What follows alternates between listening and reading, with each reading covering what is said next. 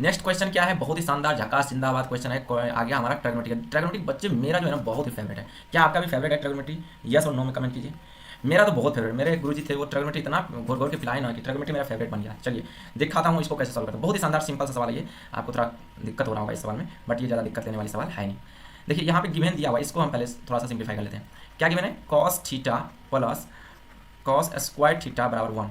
अगर हम इस कॉस स्क्वायर को बराबर के अनदर साइड ले जाएंगे तो कॉस थीटा बराबर क्या हो जाएगा मेरे प्यारे बच्चों? 1 माइनस कॉस स्क्वायर थीटा हो जाएगा। और आप सबको पता है, जिसको नहीं भी पता है तो ये सुन लीजिए कि 1 माइनस कॉस स्क्वायर थीटा बराबर होता है sine theta. Sign square theta होता है, क्या होता है? Sign square theta. तो कॉस थीटा बराबर क्या हो गया? Sign square theta. इसको आप रहने दीजिए यहीं पे फिलहाल, ठीक है? बस इतना याद रखिएगा। अब इधर देखिए हमें वैल्यू किसका निकालना है, तो sign square theta plus sign square theta plus sign के पावर 4 थीटा का वैल्यू निकालना है। तो चलिए इसको हम सॉल्व करते हैं। पेन का कलर चेंज कर लेता हूँ, इसको इस बार ले लेता हूँ ब्लू। तो हमें निकालना है sign square theta plus sign के पावर 4 थीटा का वैल्यू निकालना है। तो साइन स्क्वायर बराबर क्या है, इधर देखिए यहाँ पे साइन स्क्वायर बराबर क्या है? Cos theta. तो we can write on the place of, we can write cos theta on the place of sine square theta. So sine square theta की जगह हम क्या लिख सकते हैं? यहाँ पे कॉस थीटा लिख सकते हैं, ठीक है? अब यहाँ पे देखिए साइन स्क्वायर के पावर 4 है, साइन के पावर 4 है, तो इसको हम इस प्रकार से लिख सकते हैं क्या? साइन स्क्वायर थीटा और इसका whole square. Yes, we can also write in this way. तो चलिए देखते हैं। कॉस थीटा प्लस यहाँ देखिए साइन स्क्वायर थीटा की जगह हम फिर से अगेन ये देखिए साइन स्क्वायर थीटा बराबर क्या है? Cos theta. We can write here cos theta, cos theta. और इसके पावर कितना है? स्क्वायर। तो यहाँ पे हम लगा देंगे स्क्वायर।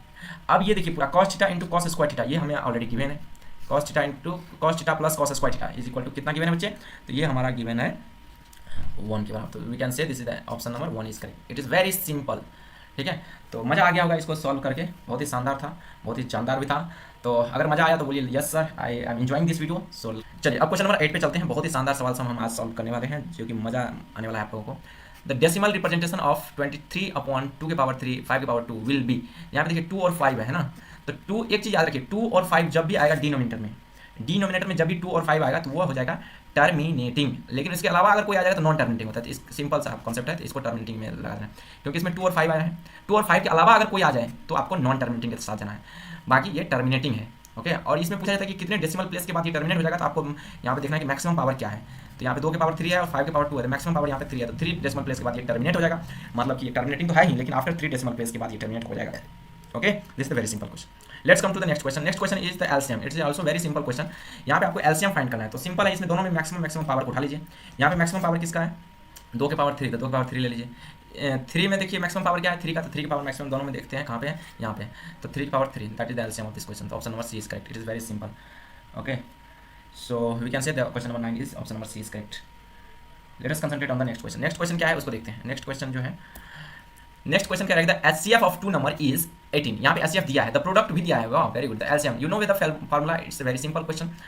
एल नहीं जानते तो ये सुन लीजिए, एलसीएम इंटू एचसीएफ बराबर होता है ए इंटू बी, यानी कि ए और बी जो है ये दोनों नंबर है, ठीक है? जिस नंबर का हमें एलसीएम और एचसीएफ दिया होता है, तो हमें एलसीएम निकालना है। तो एलसीएम निकालना है तो ये एचसीएफ बराबर उस साइड जाएगा तो क्या हो जाएगा? डिवाइड हो जाएगा किसके? तो ए इंटू बी के, अपन में हो जाएगा एच सी एफ।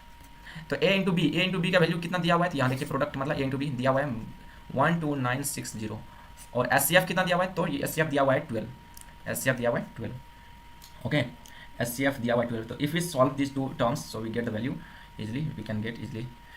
तो अब इसको अगर सॉरी 12 नहीं दिया हुआ है, यहाँ पे 18 दिया हुआ है, 18। अब इसको आप डिवाइड कर सकते हैं, बहुत ही शानदार है क्वेश्चन। 2 से काट दीजिए इसको 9 बार में, 2 से इसको काट दीजिए 6 9 12, 4 2 8, ये हो गया हमारा कितना 4 9 8 हो जाएगा। उसके बाद बचेगा कितना 1, 8 2 16 हो जाएगा 0। फिर ये 3 से कटेगा, ये भी 3 से कटेगा 12 6 18, 3 से कट जाएगा दोनों, तो 3 से कटेगा ये 9 3 बार में, और 3 से कट जाएगा ये 3 9 6, 3 का 3 1 बचा 7 18 0। फिर ये 3 से कटेगा ये 7 21 3 9 6 0, 720। That is the answer of this question. 720 is correct, option number C is correct. So we can say this is a very simple question. Let's come to the next question. अब वाओ, मजा आ जाएगा इस question को देख के। तो कहाँ चला गया? हाँ, ये रहा।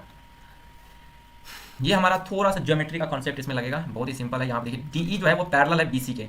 ये क्वेश्चन दिया है कि in the given figure D is parallel to BC, DE जो है वो पैरेलल है बीसी के। Which of the following is true? तो आपको इसमें देखना है ट्रू कौन सा है। तो देखिए यहाँ पे थेल्स थ्योरम कहता है कि जो ए डी होता है, ए डी अपन में डी बी बराबर ए ई अपन में ई सी। तो ए डी हमें नहीं मालूम है ना, और हमें या ये भी होता है, इससे आगे अगर बात करें तो डी ई अपन में बी सी ये भी होता है, ठीक है ना। तो बहुत ही शानदार सवाल है, चलिए हम एक बार सॉल्व करके देखते हैं। तो यहाँ पे हमारा ए अपन में बी हो जाएगा, तो ए अपन में बी बराबर एक्स अपन में y, we can say x upon में वाई। तो इस सवाल को अगर हम देखें, बहुत ही सिंपल सा सवाल है, बहुत ही मज़ा आने वाला है, कोई ज़्यादा दिक्कत वाली बात नहीं है। तो यहाँ पे आपको सिंपल सा सवाल, आपको यहाँ पे बस एक चीज़ हमें ऐड कर लेना है यहाँ पे, क्योंकि ये पूरा लेंथ है ना बी से सी तक, तो हमें यहाँ पर इसका भी पूरा लेंथ लेना है ए से सी तक। तो we can add here A plus B, A पहले लिख देता हूँ, ए प्लस बी, ठीक है। यहाँ पे कुछ ज़्यादा एक्स्ट्रा टर्म लिखा गया है तो मैं इसको कर लेता हूँ इरेज, ठीक है। चलिए अब हम आगे बढ़ते हैं।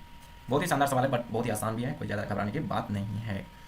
तो अब इसको सॉल्व करके देखिए कि इसमें से कौन सा आंसर आ रहा है। तो देखिए एक्स बटे वाई बराबर ए इंटू बी, ये आ रहा है क्या? नहीं, तो ये हो जाएगा कैंसिल आउट, ठीक है, ये हमारा हो जाएगा कैंसिल आउट। नेक्स्ट अगर हम यहाँ से सॉल्व करें और x निकालें, तो x निकालेंगे तो ये y इधर जाकर के a के साथ मल्टीप्लाई हो जाएगा, मतलब x बराबर हो जाएगा ए वाई अपॉन में a plus B.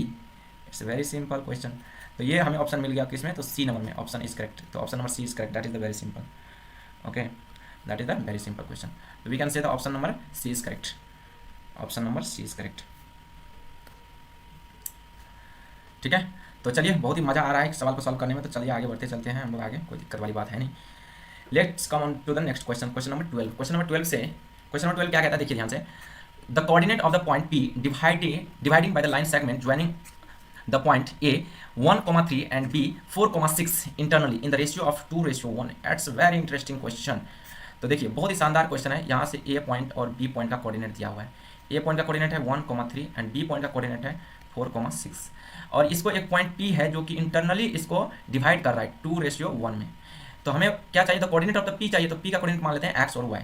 Okay, so we have a formula to find the coordinate of P। You know the formula of coordinate of P, m1x2 plus m2x1 upon में m1 plus m2 coma m1y2 plus m2y1 upon में m1 plus m2। This is the formula for finding the value of coordinate P। तो चलिए इस formula में हम put करते हैं। यहाँ पे m1 m2 क्या होगा? तो ये हमारा जो 2 है ये हमारा हो जाएगा m1 and this is m2, okay, and this is m1। और x1 x2 तो आपको पता है, यहाँ पे x1 y1 है और यहाँ पे x2 y2 है। b का कोऑर्डिनेट जो है वो x2 y2 है, ठीक है, बहुत ही शानदार है।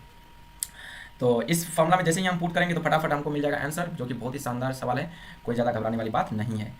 m1 कितना है हमारा? 2,6। मैं डायरेक्ट वैल्यू लिखूँ या थोड़ा सॉल्व करके लिखूँ? तो जैसे आपकी इच्छा, जैसे आप कहेंगे वैसे ही करेंगे, बट एज योर विश। मैं थोड़ा सा इलोबरेट करके लिखता हूँ ताकि आप लोग बहुत ही आसानी से समझ पाओगे, ठीक है। x2 का वैल्यू है, m1 कितना है हमारा? यहाँ पे 2 है, तो 2 गुना x2 कितना है? x2 हमारा हो जाएगा 4, ठीक है। m2 कितना है हमारा? 1 है, यहाँ पे ये देखिए हमारा 1 जो है m2 है। और x1 कितना है? तो x1 ये हमारा 1 है। So if you put all values air m1 m2 कितना है? तो 2 + 1, ये जो वैल्यू दिया हुआ है ये हमारा m1 m2, ठीक है। किसी को भी m1 m2 रख सकते हैं, पहले वाले को m1 रखें हम, दूसरे वाले को m2। Similarly if you put the value here also m1 2 into y2 6 plus 2, m2 is 1, m2 is 1 multiply y1 is 3, y1 is 3, and the value of m1 m2 is 1 plus 2 या 2 plus 1 we can also write, no problem. So बहुत ही मज़ा आ रहा है, but थोड़ा सा ये जा रहा है लेंदी में, क्योंकि मैं बहुत ही सिंपल तरीका से तो नहीं कर रहा हूँ, थोड़ा सा इलोबरेट करके कर रहा हूँ, डिटेल मैनर में कर रहा हूँ, तो इस वजह से थोड़ा लेंदी हो रहा है। Don't worry, if you go through this video you will become a very expert, okay, so don't worry, you are an expert student। चलिए हम आगे बढ़ते हैं। तो यहाँ पे देखते हैं, इसको अगर हम सॉल्व करेंगे 4 × 8 + 1 9, 9/3 यानी कि 3, okay, and here we can if we solve this terms, so we get 6 × 12 = 3, 15 15/3 यानी कि 5। So we got the value coordinate of P का कोऑर्डिनेट हमें मिल चुका है। द P का कोऑर्डिनेट हमारा है 3 × 5, that is the answer of option number D is correct. Here the option number D is correct. It's a very interesting सवाल, okay? Option number D is correct for question number 12. Let's come to the next question.